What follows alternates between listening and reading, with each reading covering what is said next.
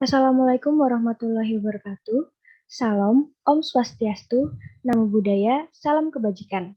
Selamat siang semuanya. Pada hari ini, saya bersama rekan-rekan saya dari kelompok 7 akan mempresentasikan materi tentang kata dan diksi.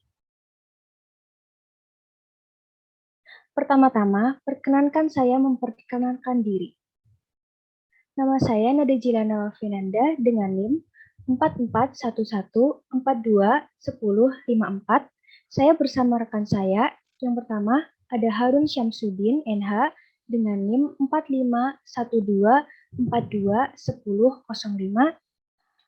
Yang ketiga Leni Helmalia M dengan NIM 4512421006.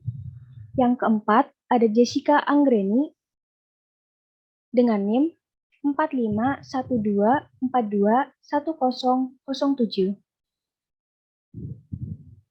Yang kelima ada Muhammad Rifki T dengan NIM 4512421008. Yang keenam ada Andinda Rizkita P dengan NIM 4212421009. Yang ketujuh Fitri Yunanda K dengan NIM 4512421010. Yang ke-8 ada Salwa Nur Haliza R dengan NIM 4512421011. Materi kata terdapat 5 submateri. Yang pertama adalah pengertian kata, yang kedua tujuan dan fungsi kata, yang ketiga jenis kata, yang keempat bentuk kata, dan yang kelima makna kata.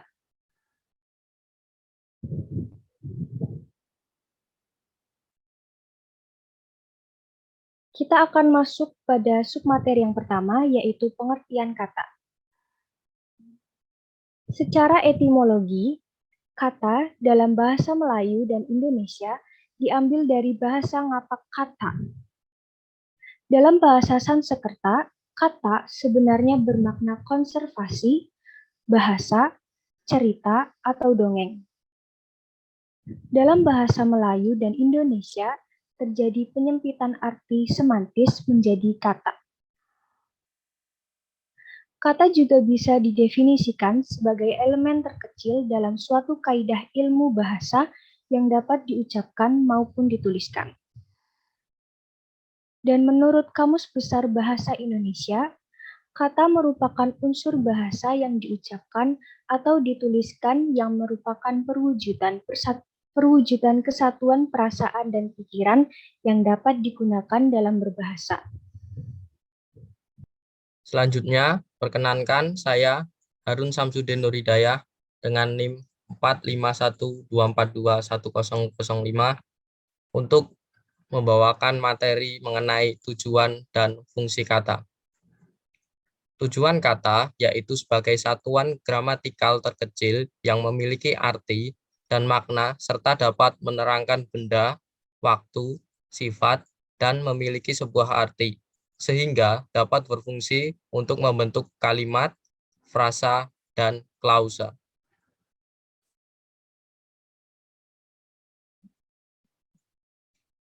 Fungsi kata yaitu sebagai penyusun kalimat.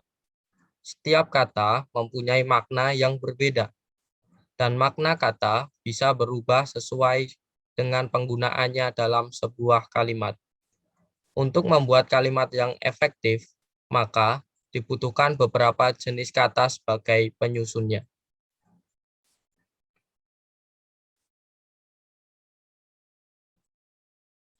Adapun beberapa fungsi kata. Kata memiliki beberapa fungsi sebagai berikut. Yang pertama, fungsi kata sebagai subjek. Subjek adalah bagian dari kalimat yang menandakan apa yang sedang dibicarakan. Contohnya pada kalimat, Budi membeli baju di pasar pada sore hari. Jika dibuat kalimat tanya, siapa yang membeli baju pada sore hari? Maka jawabannya adalah Budi. Maka dapat dipastikan bahwa Budi berfungsi sebagai subjek yang sedang melakukan sebuah aktivitas. Fungsi yang kedua adalah kata sebagai predikat. Predikat merupakan bagian dari kalimat yang menandakan apa yang dibicarakan oleh subjek dan biasanya harus mengandung unsur verba dan berfungsi memberi keterangan tentang apa yang dilakukan oleh subjek. Contohnya pada kalimat, Budi membeli baju di pasar pada sore hari. Kata membeli sebagai predikat menjelaskan kegiatan atau aktivitas yang dilakukan oleh Budi di pasar pada sore hari. Yang ketiga, fungsi kata sebagai objek. Objek merupakan bagian dari kalimat yang memiliki peran sebagai penderita atau yang mengalami suatu hal. Letak objek memiliki fungsi sebagai pemberi keterangan predikat. Contohnya pada kalimat, Budi membeli baju di pasar pada sore hari. Kata baju sebagai objek memberikan keterangan terhadap barang yang Budi beli di pasar pada sore hari. Yang keempat adalah fungsi kata sebagai keterangan. Kata keterangan merupakan bagian dari kalimat yang berfungsi untuk memberikan keterangan terhadap unsur lainnya. Contohnya pada kalimat, Budi membeli baju di pasar pada sore hari. Kata pada sore hari merupakan keterangan yang memberikan penjelasan waktu kapan Budi membeli baju. Yang kelima, fungsi kata sebagai pelengkap. Fungsi yang satu ini memiliki sedikit sulit untuk menganalisis keberadaannya. Terkadang, ia dapat berfungsi sebagai keterangan dan atau objek. Contohnya pada kalimat, Budi membeli baju di pasar pada sore hari.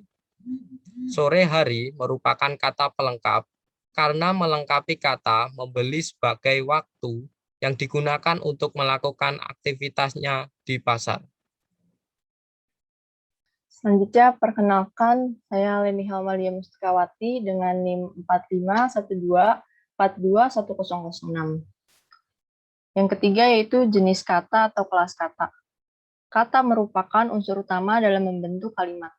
Selain bentuk dasarnya, kata juga dapat dibentuk melalui proses morfologis, yaitu afiksasi atau pengimbuhan, reduplikasi atau perulangan, dan komposisi atau penggabungan.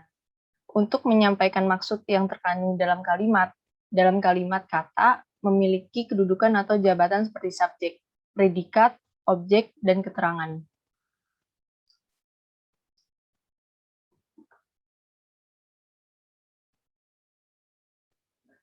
Macam-macam kelas kata. Yang pertama yaitu ada kata kerja. Kata kerja atau verba adalah kata yang menyatakan perbuatan atau tindakan, proses, dan keadaan yang bukan merupakan sifat. Kata kerja pada umumnya berfungsi sebagai predikat dalam kalimat. Ciri-ciri kata kerja yaitu dapat diberi tidak tambahan waktu. Contohnya seperti akan makan, sedang mandi, telah berangkat. Yang kedua itu dapat diingkari. Contohnya tidak makan, tidak tidur. Yang ketiga dapat diikuti dengan gabungan kata dengan. Contohnya pergi dengan ayah atau memasak dengan profesional. Macam-macam kata kerja atau verba. Yang pertama ada verba dasar bebas. Contohnya duduk, makan, mandi. Yang kedua ada verba turunan, yaitu kata kerja verba turunan itu terdiri atas verba beraktif, contohnya seperti ajari, bernyanyi, bertaburan. Yang kedua ada verba bereduplikasi, contohnya makan-makan, marah-marah. Yang ketiga yaitu ada verba berproses gabung, contohnya senyum-senyum, menari-nari. Yang keempat ada verba majemuk, contohnya seperti turun tangga, campur tangan, mata air. Yang kelima ada verba transitif, yaitu kata kerja verba yang membutuhkan objek dalam penerapannya. Yang keenam ada verba intransitif, yaitu kata kerja yang tidak memerlukan objek dalam penerapannya. Yang kedua yaitu ada kata sifat. Kata sifat atau adjektif adalah kata yang menerangkan sifat, keadaan watak, dan tabiat orang atau binatang atau benda. Kata sifat umumnya berfungsi sebagai predikat, objek, dan penjelas subjek. Ciri-ciri kata sifat. Yang pertama yaitu dapat ditambahkan dengan keterangan pembanding. Contohnya, lebih cantik, kurang indah, paling pintar. Yang kedua, dapat diberi tambahan keterangan penguat, seperti sangat marah, amat keras, atau sedikit sekali. Yang ketiga yaitu dapat diingkari dengan tambahan kata tidak. Contohnya tidak baik, tidak bagus, tidak sehat, dan lain sebagainya. Macam-macam kata sifat terdiri dari dasar adjektiva dan adjektiva turunan. Yang ketiga yaitu ada kata keterangan. Kata keterangan atau adverbia adalah kata yang memberi keterangan pada verba, adjektiva, nomina, predikat, atau kalimat. Kata keterangan bisa menggunakan dasar yang bebas maupun turunan. Untuk kata keterangan bebas, bisa menambahkan kata seperti ukuran, alangkah, amat, nian, pasti, dan lain sebagainya. Sedangkan kata keterangan turunan dapat menggunakan seperti contoh lagi-lagi, belum pernah, secepatnya, dan lain sebagainya.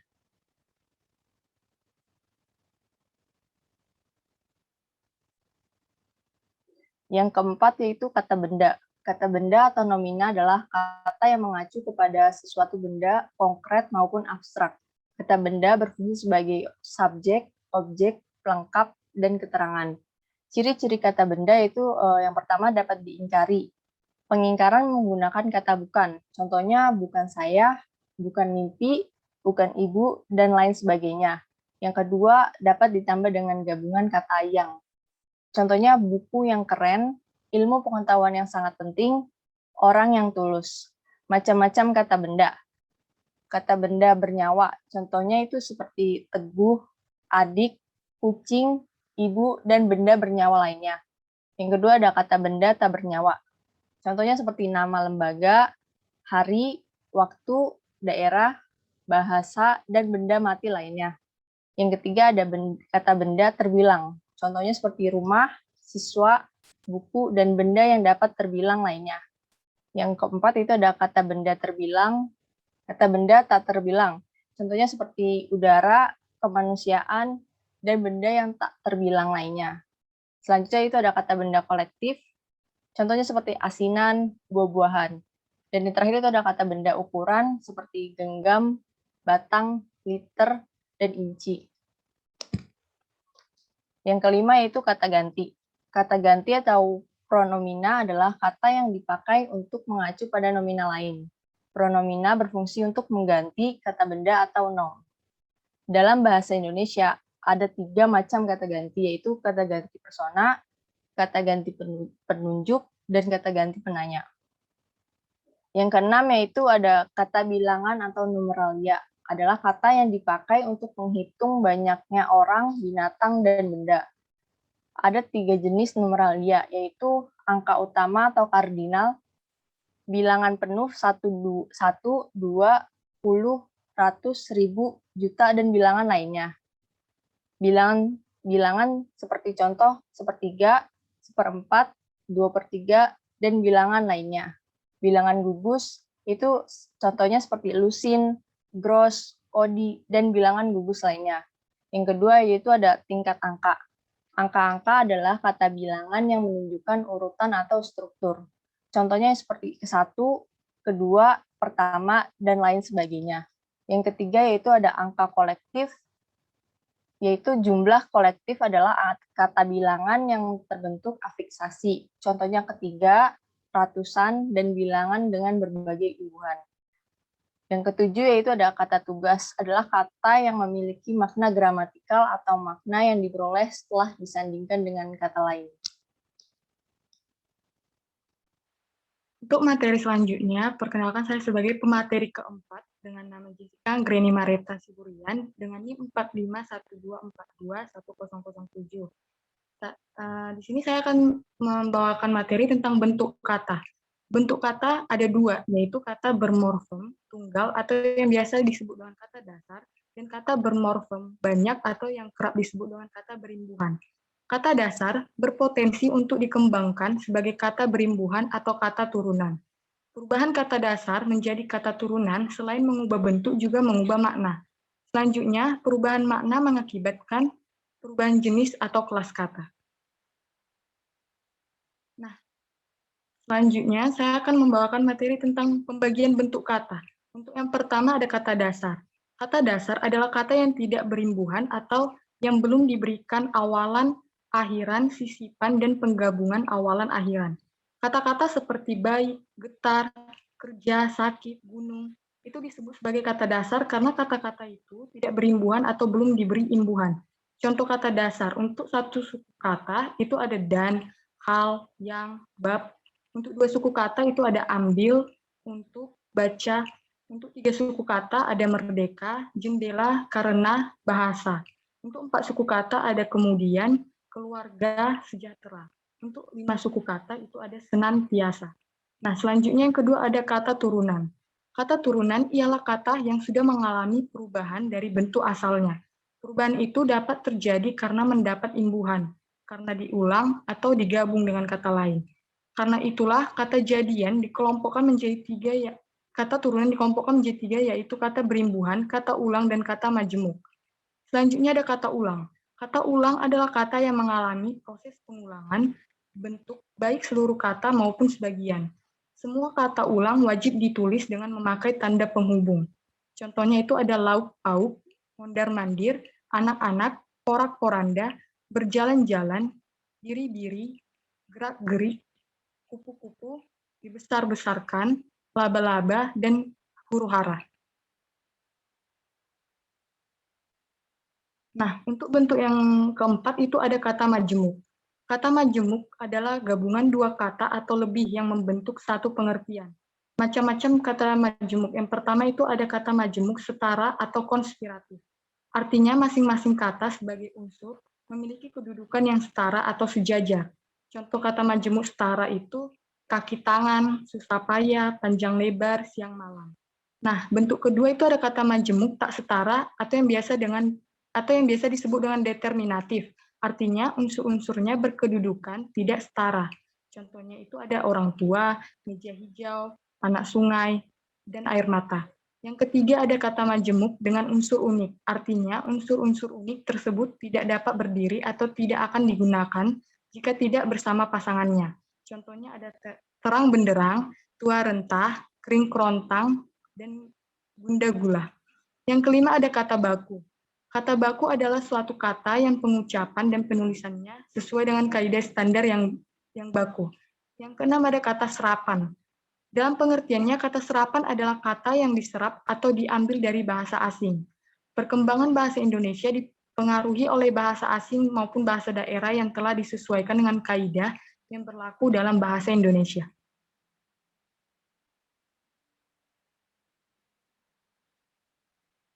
Bentuk yang terakhir itu ada kata berimbuhan. Pengertian kata berimbuhan adalah kata dasar yang telah mendapatkan imbuhan, baik itu awalan, akhiran, sisipan, maupun awalan dan akhiran. Macam-macam imbuhan yang pertama ada awalan. Prefiks atau awalan adalah imbuhan yang melekat pada awal kata. Imbuhan yang digunakan yaitu per, me, di, ter, dan ber. Yang kedua ada sisipan. Infiks atau sisipan ialah imbuhan yang disisipkan di tengah kata. Wujud sisipan itu adalah m, l, r. Sisipan dalam bahasa Indonesia bersifat improduktif, artinya sudah tidak produktif dalam pemakaiannya, karena sudah sering dianggap sebagai bagian kata dasar itu sendiri dan tidak dipandang sebagai sisipan lagi. Yang ketiga ada akhiran. Sufiks atau akhiran adalah imbuhan yang melekat pada akhir kata. Wujud sisipan itu adalah an, nya, i, dan kan. Yang keempat ada konfiks. Konfiks adalah gabungan dua macam imbuhan yang bersama-sama membentuk satu arti. Konfiks berbeda dengan imbuhan gabungan. Assalamualaikum warahmatullahi wabarakatuh. Perkenalkan, nama saya Muhammad Rifki Triadianta dengan NIM 45124210008. Di sini saya akan menerangkan materi tentang makna kata. Proses pembentukan kata itu berpengaruh pada perubahan makna kata dan makna awalnya. Selain proses pembentukan kata, makna kata juga dapat ditimbulkan oleh dua hal, yaitu hubungan referensial dan hubungan antar makna. Makna kata berdasarkan hubungan referensial, makna kata ini dibedakan menjadi yang pertama adalah makna denotatif. Makna denotatif ialah makna yang paling dekat dengan bendanya atau makna konseptual atau kata yang mengandung arti sebenarnya. Contohnya, bunga mawar itu dipetik Sita dan disundingkan di rambutnya. Contoh yang kedua, untuk menafkahi kedua anaknya, ia menjual sayuran di pasar. Contoh yang ketiga, penjual menawarkan barang pada pembeli. Contoh yang keempat, bajunya basah kuyup terkena keringat. Kemudian yang kedua adalah makna konotatif. Makna konotatif ialah makna kiasan atau diartikan makna yang cenderung lain dengan benda nyata atau makna kontekstual, disebut juga makna tambahan. Contohnya, yang pertama, ayahnya mendapat kursi sebagai anggota dewan. Kursi artinya jabatan atau kekuasaan. Yang kedua, hatiku berbunga-bunga setelah anakku mendapat juara pertama. Berbunga-bunga artinya gembira. Contoh yang ketiga, sekarang ia bekerja di tempat yang basah. Basah artinya selalu menghasilkan uang. Dalam pengertian lain, makna konotasi berkaitan dengan cakupan makna halus dan cakupan makna kasar. Contoh cakupan makna halus. Neneknya sudah meninggal 2 hari yang lalu. Sedangkan contoh cakupan makna kasar, pamannya sudah mampu seminggu yang lalu. Kemudian yang ketiga adalah makna asosiatif. Ini mencakup seluruh hubungan makna dengan pikiran luar bahasa.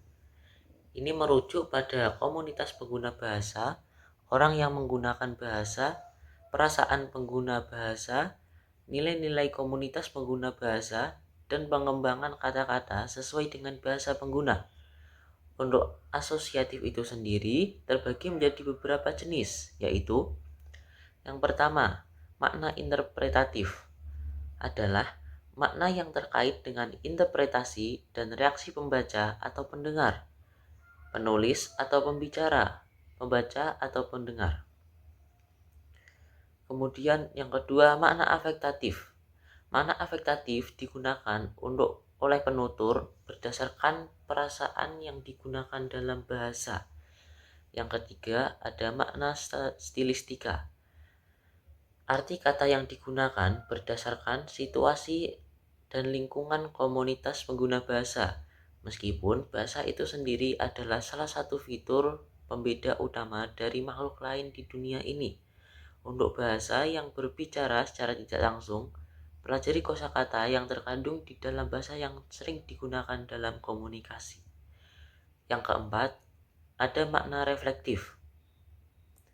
Ini adalah makna yang mengandung satu makna konseptual dengan makna konseptual lainnya dan cenderung untuk sesuatu yang sakral, terlarang, tidak sopan, dan berasal dari pengalaman individual atau sejarah. Dan yang terakhir adalah makna kolokatif. Makna kolokatif terkait dengan penempatan makna dalam frasa bahasa.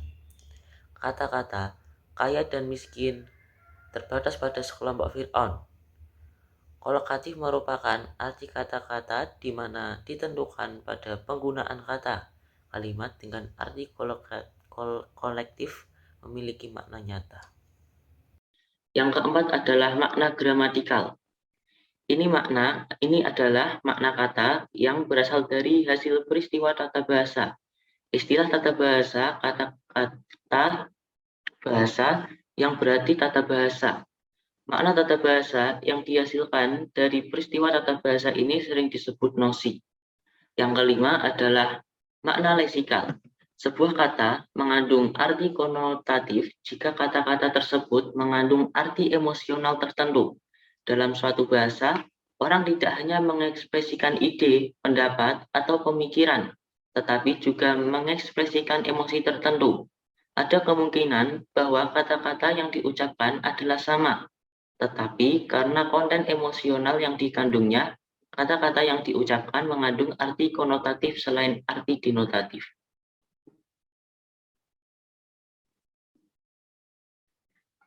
Berikut ini adalah susunan materi dari diksi yang meliputi 6 submateri yang meliputi: pertama, pengertian diksi; kedua, tujuan diksi; ketiga, fungsi diksi; keempat, ciri-ciri diksi; kelima, jenis diksi dan contohnya; dan keenam, syarat diksi.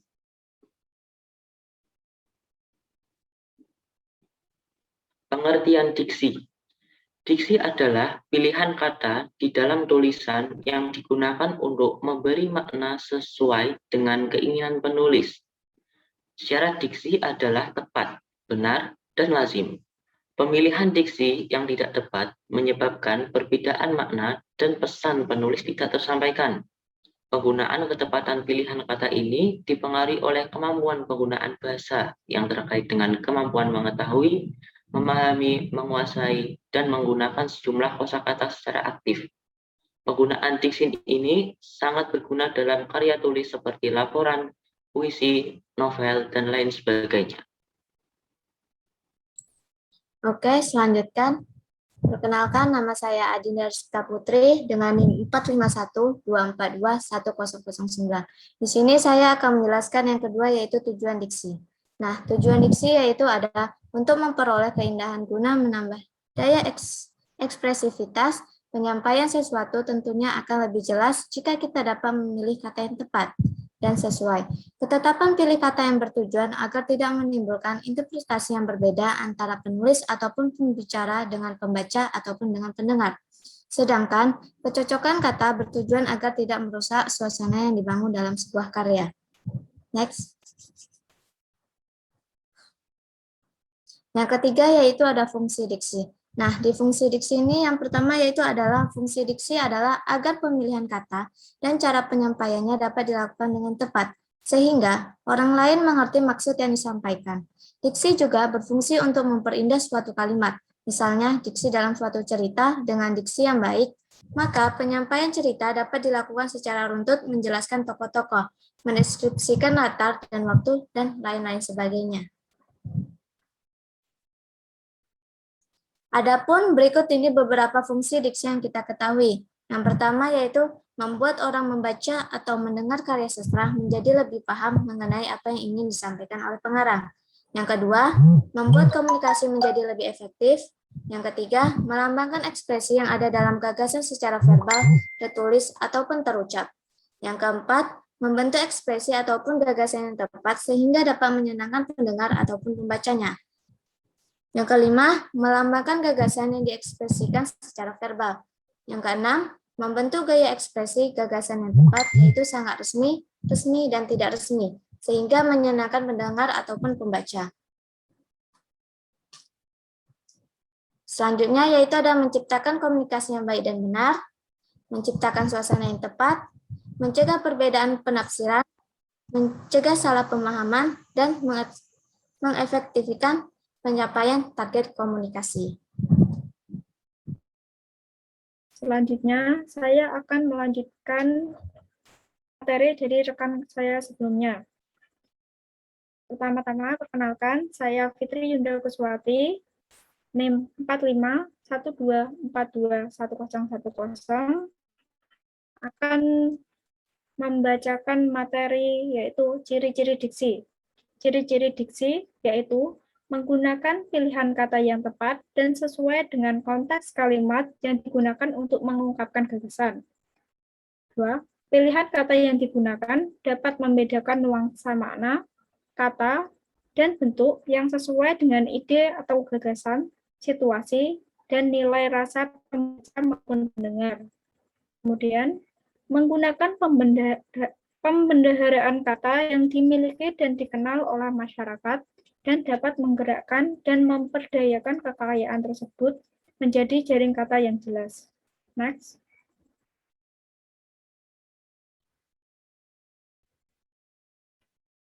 Selanjutnya yaitu jenis dan contoh diksi. Diksi secara umum, diksi dapat dibagi menjadi dua jenis. Diksi berdasarkan maknanya dibagi menjadi makna denotatif dan makna konotatif. Diksi berdasarkan leksikal dibagi menjadi sinonim, antonim, homonim, homofon, homograf, polisemi, hiperonim, dan hiponim. Next. Berdasarkan makna, diksi dibagi menjadi dua, yaitu makna denotatif dan makna konotatif. Makna denotatif yaitu makna yang sebenarnya dari suatu kata ataupun kalimat. Berikut adalah contoh diksi bermakna denotatif. Rian sering kerja keras untuk mendapatkan penghasilan yang lebih baik. Kerja keras mempunyai arti yang sebenarnya, yaitu bekerja dengan keras. Kemudian, Robi adalah seorang yang gemar membantu. Dia disukai banyak orang. Gemar membantu memiliki arti yang sebenarnya, yaitu suka membantu atau ingin untuk banyak membantu. Kemudian, Carla berinvestasi sejak dulu. Sekarang dia mendapatkan keuntungan melimpah. Makna keuntungan melimpah adalah keuntungan melimpah karena mempunyai makna yang sebenarnya. Kemudian, makna konotatif. Makna konotatif adalah kata atau kalimat yang memiliki arti yang sebenarnya. Contohnya adalah Rio harus membanting tulang untuk menghidupi keluarganya. Membanting tulang memiliki arti yaitu bekerja dengan keras. Kemudian, Hani adalah seorang buku. Itu sebabnya ia banyak tahu tentang berbagai hal. Kutu buku bukanlah arti yang sebenarnya, namun memiliki arti seseorang yang suka untuk membaca banyak buku. Atau seseorang yang sangat suka membaca buku. Kemudian, Romeo suka berinvestasi sejak dulu. Tahun ini dia mendapatkan durian runtuh. Durian runtuh memiliki arti keuntungan yang melimpah. Next.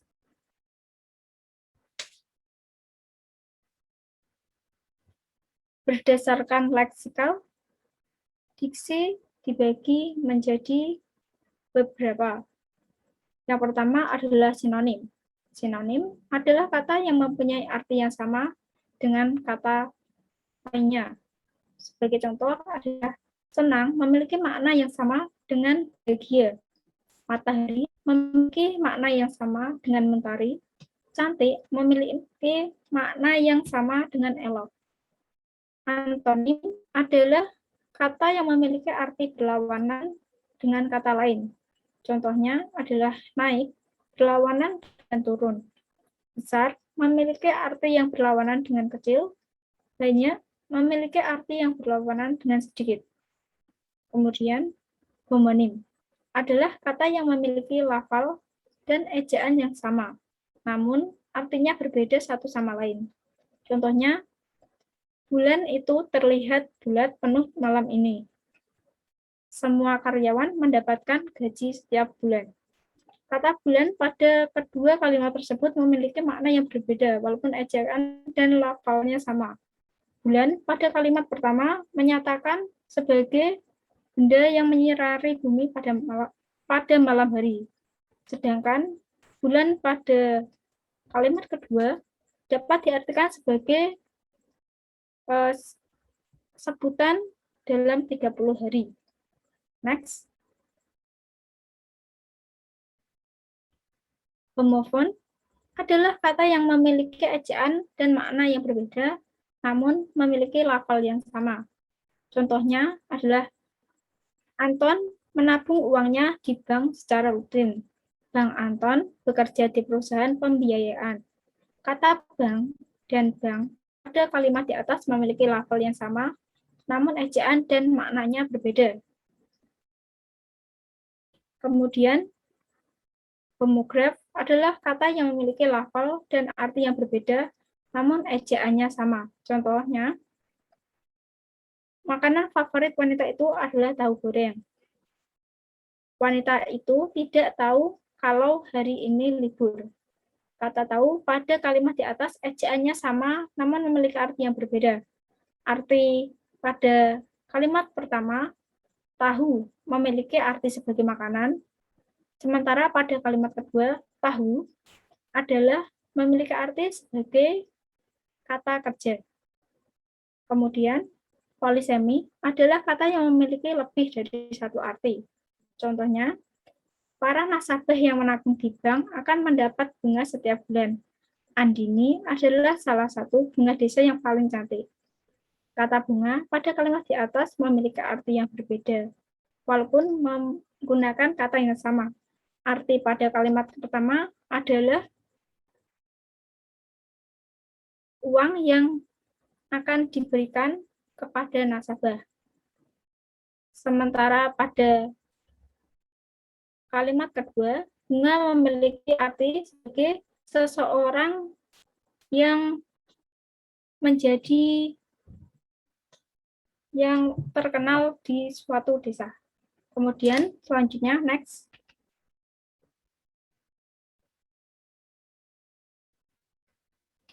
Hipernim dan hiponim. Hipernim adalah kata yang dapat mewakili banyak kata lainnya. Sedangkan arti hiponim adalah kata yang dapat mewakili oleh kata hipernim. Berikut contoh hipernim dan hiponim. Di kebun binatang itu terdapat banyak binatang liar. Misalnya gajah, singa, buaya, rusa, dan lain-lain. Pada kalimat di atas, binatang liar merupakan hipernim dan kata hiponimnya adalah gajah, singa, buaya, rusa, kuda, dan lain-lain. Next. Oke, di sini saya akan menjelaskan tentang syarat diksi.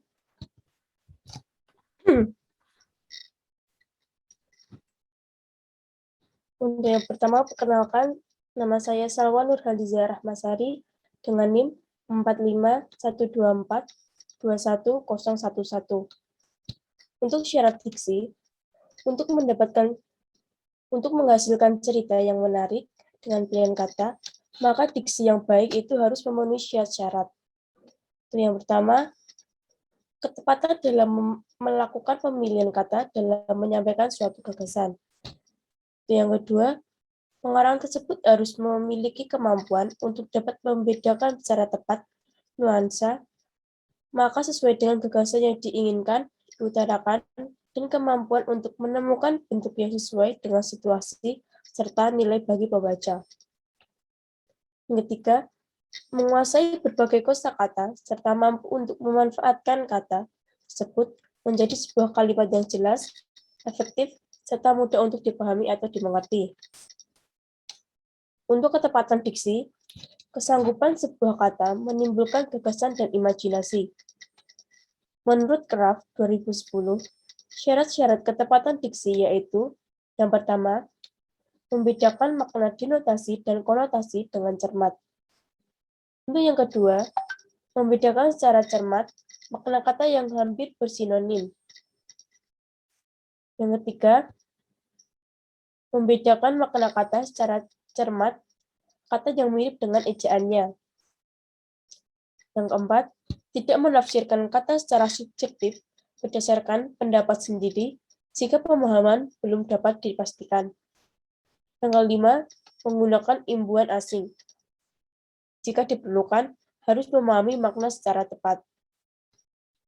Yang keenam, menggunakan kata-kata idiomatik berdasarkan susunan atau pasangan yang benar. Untuk yang ketujuh, menggunakan kata umum dan khusus secara cermat. Yang kedelapan, menggunakan kata yang berubah makna dengan cermat. Isu atau kabar angin, isu dengan bahasa Inggris publikasi. Dan yang kesembilan, menggunakan dengan cermat kata bersinonim dan berhomonim. Yang ke-10, menggunakan kata abstrak dan konkret secara cermat. Untuk selanjutnya, menurut Latifah dalam jurnal ilmiah, ketepatan diksi mempersoalkan kesanggupan sebuah kata menimbulkan gagasan dengan syarat yang pertama, mewakili apa yang dipikirkan atau yang dirasakan. Yang kedua, menyangkut masalah makna kata dan kosakata seseorang. Untuk yang ketiga, keluasaan kata mewakili kebebasan seseorang dalam berpikir. Dan yang keempat adalah kesadaran dari penulis. Untuk selanjutnya, kesesuaian diksi berkaitan erat dengan situasi dan kesempatan. Menurut Karaf 2010, bahwa syarat kesesuaian diksi adalah yang pertama, hindarilah sejauh mungkin bahasa atau unsur standar dalam situasi yang formal. Yang kedua, gunakanlah kata-kata ilmiah dalam situasi yang khusus saja. Dalam situasi umum, hendaknya penulis dan pembicara menggunakan kata-kata populer. Yang ketiga, hindarilah jargon dalam tulisan untuk pembaca umum. Yang keempat, penulis atau pembicara sejauh mungkin menghindari pemakaian kata-kata slang. Yang kelima, dalam penulisan, jangan mempergunakan kata percakapan. Selanjutnya, yang keenam, hindarilah ungkapan-ungkapan usang atau idiom yang mati. Yang terakhir, jauhkan kata-kata atau bahasa yang artifisial. Saya akan melanjutkan presentasi rekan saya sebelumnya, yaitu tentang kesesuaian diksi menurut Nur Salim pada tahun 2011. Syarat-syarat untuk menentukan kesesuaian diksi dengan isi kalimat sebagai berikut. Yang pertama, menggunakan bahasa baku. Yang kedua, menggunakan kata yang berhubungan dengan nilai sosial secara sopan. Yang ketiga, menggunakan kata yang berpasangan dan berpasangan dengan cermat. Misal sesuai bagi atau salah sesuai dengan, yaitu benar. Yang keempat, menggunakan kata dengan nuansa tertentu. Misal berjalan lambat, mengesot, dan lain-lain. Yang kelima, menggunakan kata ilmiah untuk karangan ilmiah. Yang keenam, menghindari penggunaan ragam lisan atau pergaulan dalam bahasa tulis.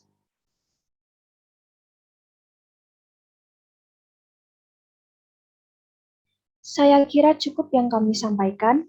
Sekian presentasi dari kelompok kami. Bila ada kesalahan kata ataupun kesalahan yang disengaja maupun tidak disengaja, kami mohon maaf yang sebesar-besarnya. Terima kasih, tetap semangat. Wassalamualaikum warahmatullahi wabarakatuh.